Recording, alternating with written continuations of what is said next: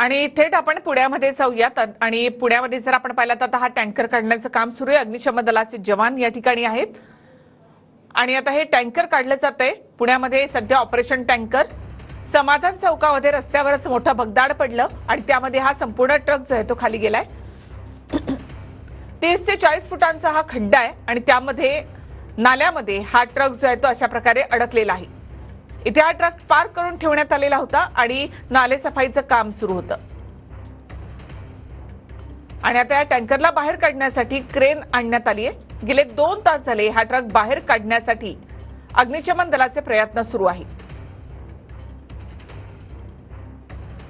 पुण्यातल्या समाधान चौक परिसरामध्ये रस्त्यावरच इतका मोठा भगदाड पडलं, खाली नाला होता आणि त्यामध्ये हा ट्रक अडकलेला आहे। ही क्रेन आता हा ट्रक बाहेर काढण्यासाठी आणण्यात आली आहे। हा ट्रक या खड्ड्यामध्ये पडत असताना लोकांनी आवाज दिल्यामुळे या ट्रकचा ड्रायव्हर जो आहे तो बाहेर पडला, त्यामुळे त्याचा जीव वाचला।